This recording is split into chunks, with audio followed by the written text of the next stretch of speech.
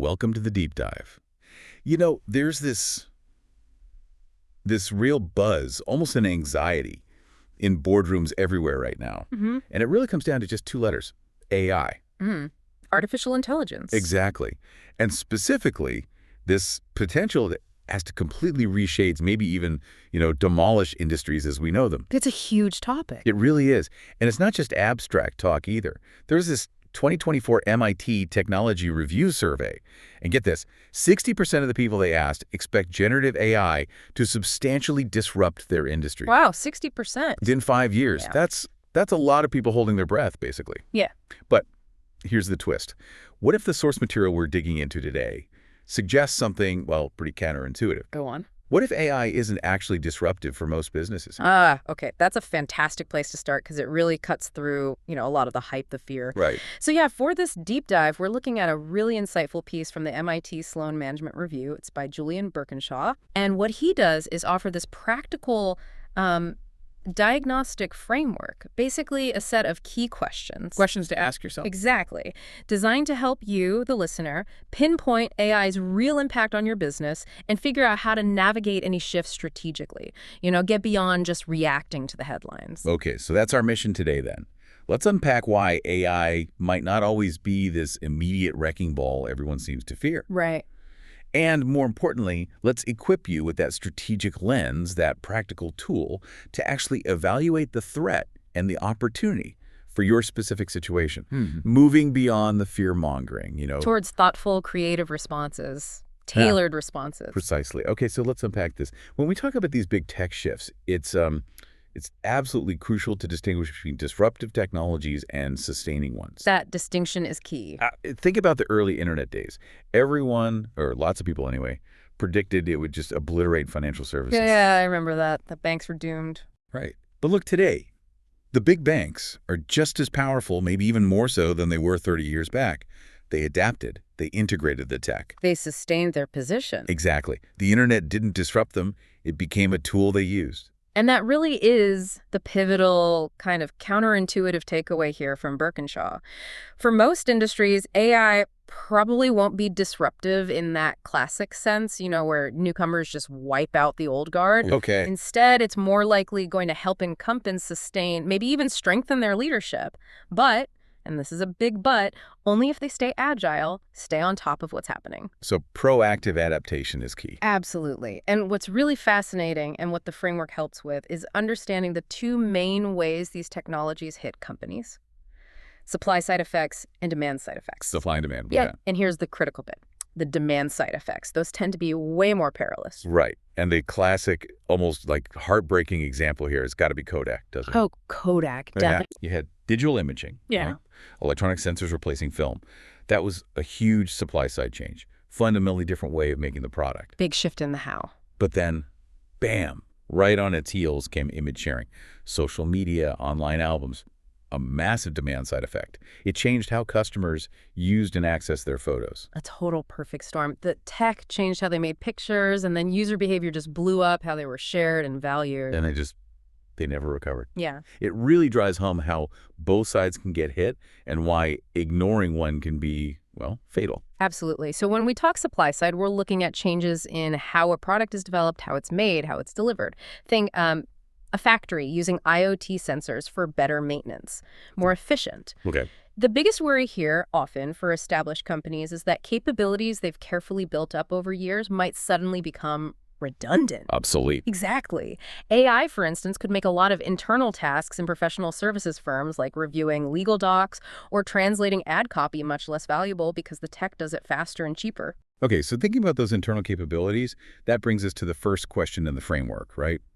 Birkinshaw asks us, 1, does this new tech help us do specific things we already do, just better or cheaper? Yeah, this is often the first, most obvious impact. Think about ChatGPT. It just took off because people immediately saw, oh, I can use this for drafting emails, brainstorming ideas. Instant utility. Right. And the article mentions this consulting firm experiment.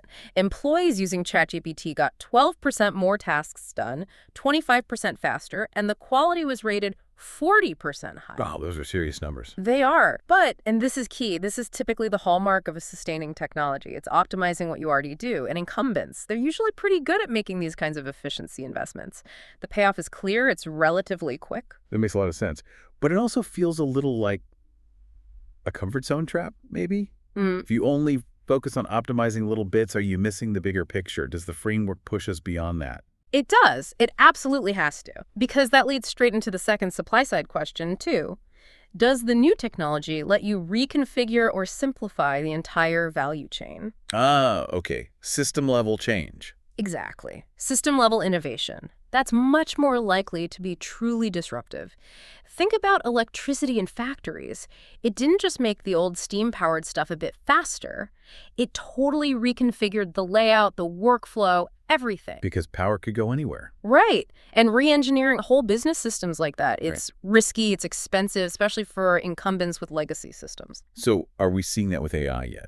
This system reconfiguration? Well, it's interesting. Everyone expects it, but Birkinshaw notes we don't have many great examples yet. We're kind of in these between times, he calls it.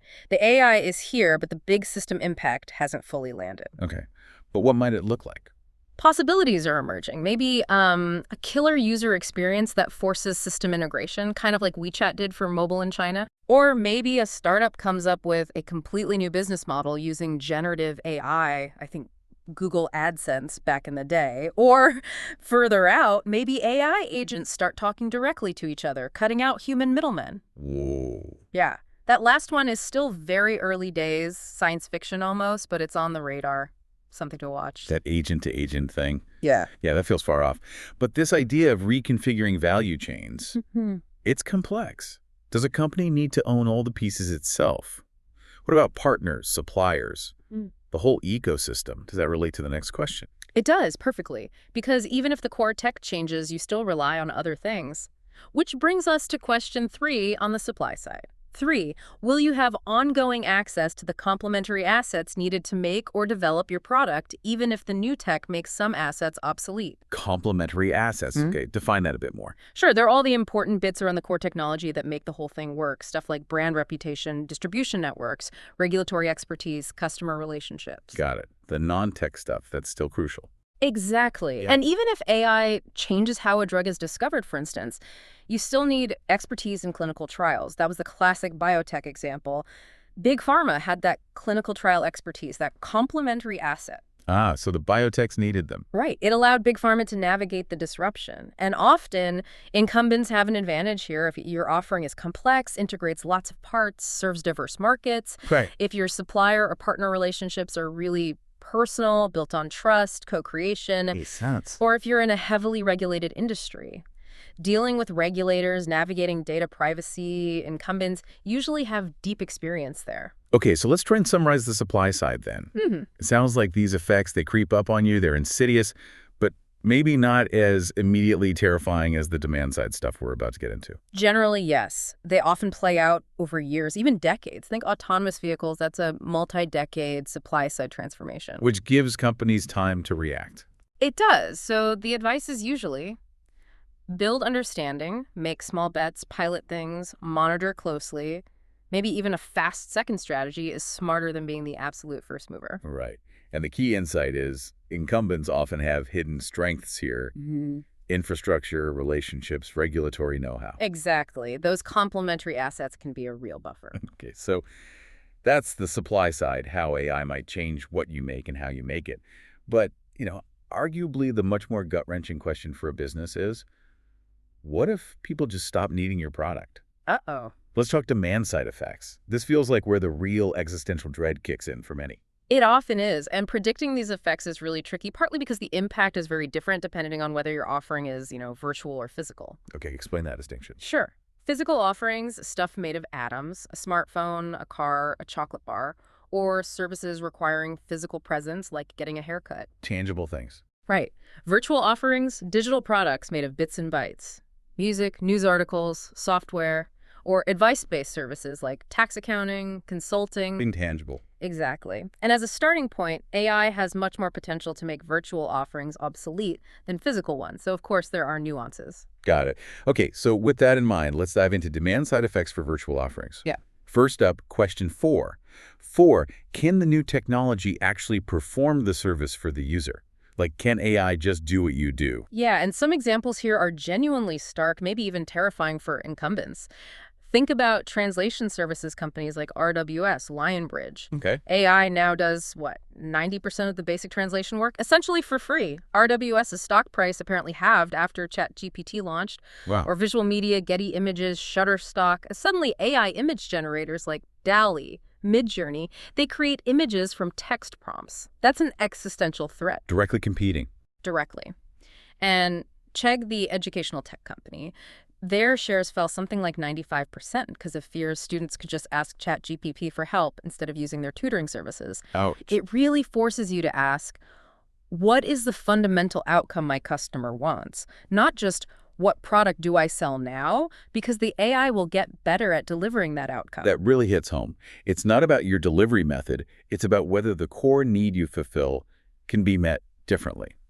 So, okay, even if the tech can do the service, the next question seems crucial. 5, does the user still have a role to play? Is there still a need for human expertise alongside the tech? Right. And despite all the scary headlines about super AI, it's actually pretty hard, right now at least, to find cases where the AI is so perfect there's zero role for a human. Okay, that's interesting. Why? Well, generative AI still hallucinates, right? Yeah. It makes stuff up confidently. It struggles with nuance, specific context. It's not infallible. So there's a quality control or judgment gap. Exactly. And you see companies pivoting because of this.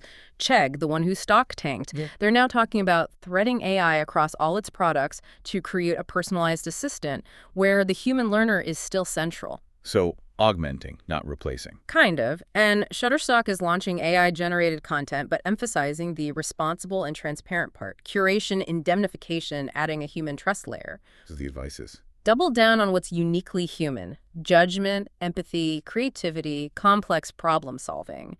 Create integrated human-machine services that are better than just the AI alone. Okay, a glimmer of hope there. Yeah. But is that sustainable long-term as the AI gets exponentially better? How long can that human-machine integration hold value? And even if you pivot, the really tough question. Number 6 for virtual offerings. 6, can you still make money once this new tech is widely used? The economics. This is brutal sometimes. Think about the photography industry again after the internet hit. Digital cameras just became a feature on smartphones, photo sharing, free on Instagram. The actual profit pools just evaporated. Even if Kodak had pivoted perfectly to digital, the money wasn't there in the same way. So the whole value proposition got commoditized. Pretty much. Compare that to, say, newspapers, the internet destroyed their advertising model, but retail banking. User experience changed. Sure, people bank online, but banks still made money on the spread, on loans. The core economics weren't obliterated in the same way. Okay, so it depends on where the value lies and if AI erodes that. Precisely. And here's a huge red flag from the article. If your industry is kind of on the edge of a big tech ecosystem, Google, Amazon, Meta, Apple, Be worried. be very worried. Yeah. They might just start offering what you do for free as a perk to keep users locked into their platform. Your core business becomes their loss leader. Oof, that's a serious threat. Okay, let's switch gears then. Demand side effects for physical offerings. You said the risk here is generally lower. Atoms are harder to disrupt than bits. Generally, yes. Less existential threat, usually. But still impacts. So, question 7. 7. Will the new technology impact how you distribute and sell your physical offering? Yeah, the internet definitely shook this up, right? Amazon squeezed margins for product companies. Hotels and airlines had to pay commissions to Expedia and Booking.com. Channel disruption. Exactly. For B2B, it was maybe less dramatic because deals were more complex, relationship-based. So far, AI's impact here seems more modest.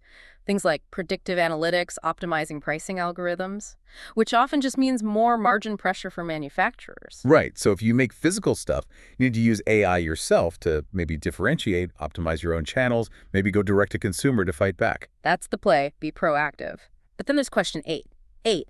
Does the new technology affect user awareness of your offering? How do people find out about you? Okay.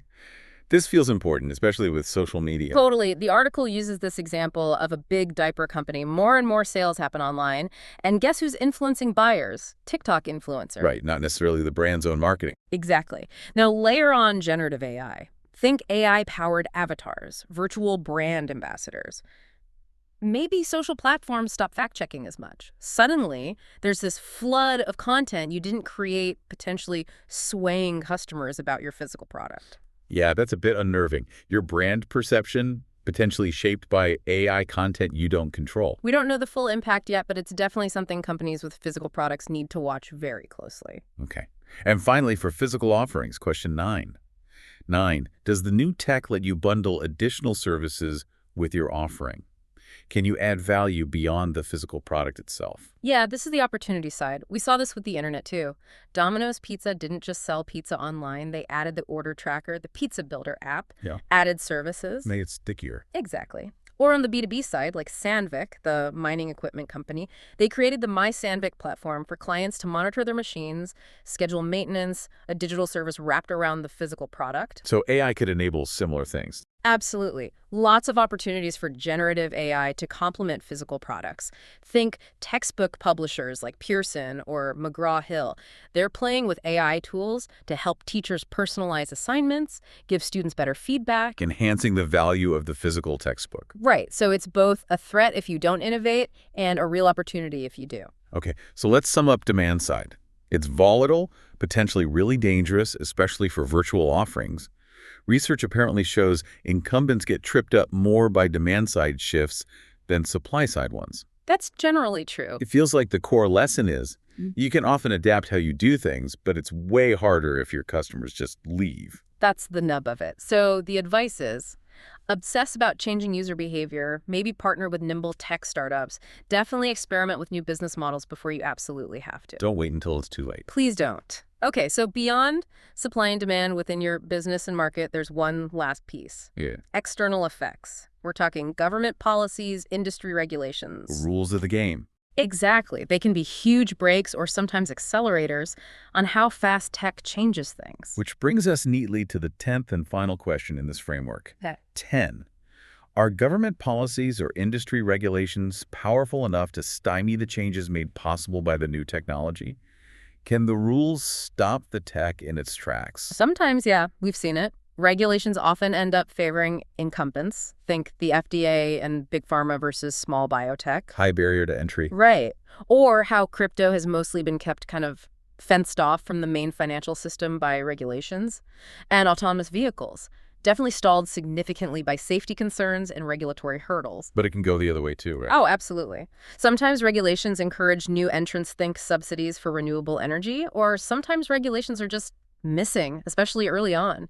Like with social media platforms initially, they grew in a largely unregulated space. So how does this apply to AI? Well, the regulatory regime for selling stuff is usually lighter than for making stuff. People can buy Bitcoin, but banks face heavy regulation integrating it. With AI, there's definitely legitimate nervousness around safety, bias, job displacement. Yeah, you hear that everywhere. Which probably means big tech will face tougher scrutiny this time around compared to the last digital wave. And you see political differences. Europe seems likely to regulate AI more strictly than the US, for instance. So it's complex and unpredictable. Very.